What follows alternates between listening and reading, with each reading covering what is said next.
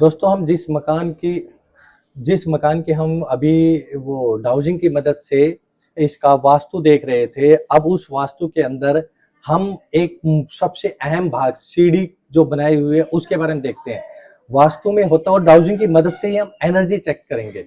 वास्तु में होता क्या है कि पूरा मकान का एरिया लिया जाता है, जो मैंने सीखा है उसमें उसके 9 भाग करते हैं हम। 9 उसमें एक सेंटर जो वास्तु है उसके अंदर घर के सेंटर को हम खाली छोड़ते हैं, लेकिन इस पूरे मकान में सेंटर कुछ हद तक खाली भी है और कुछ हद तक नहीं है। रीजन कि इन्होंने 10 फुट की एक गैलरी रास्ता 10 फुट का जगह छोड़ी हुई है, 10-12 फुट की, 2 4 3 हाँ 10 के आसपास जगह छोड़ी है, और उसके बाद जो सीढ़ी उठाई है वो कुछ हद तक सेंटर की तरफ आ गई है। अब हम ये देखेंगे कि सेंटर की वजह से इस मकान पर कितना असर आ रहा है।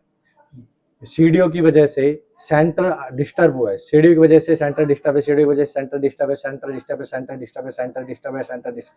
देखो एल रोड बहुत तेज खुली है, यानी कि सीढ़ी की वजह से सेंटर डिस्टर्ब में है, और इसकी डिस्टर्बेंस ठीक करना वास्तु में बताएंगे। तो पहले अब ये चेक करते हैं एनर्जी पॉजिटिव है या नहीं है, कितना डिस्टर्ब है वो पता लगेगा। एनर्जी पॉजिटिव है, positive energy, positive energy, positive energy, positive energy, positive energy, positive energy, positive energy, positive energy, positive energy, positive energy, positive energy, positive energy, positive energy, positive. अब देखिए एनर्जी नेगेटिव की तरफ जा रही है क्योंकि L road cross हो गई है। तो मैंने क्या कहा, सेंटर इनका डिस्टर्ब है जिसकी वजह से एनर्जी नेगेटिव की तरफ जा रही है, और इसका सॉल्यूशन वास्तु में बहुत अच्छा है और सिंपल है, कुछ तोड़ने की जरूरत नहीं पड़ती है। और उस सॉल्यूशन के लिए आप मुझे टैग कर सकते हैं व्हाट्सएप पर, मुझसे पूछ सकते हैं।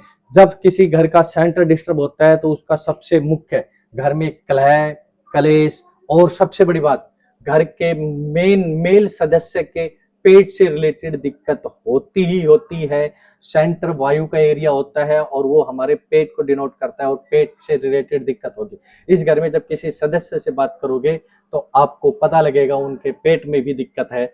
और इसी तरह की वीडियो को आप अगर चाहते हो मैं जगह जगह की डालता रहूं, उसको मैं डालता रहूंगा, और सॉल्यूशन के लिए आप मुझसे पर्सनली पूछ सकते हो।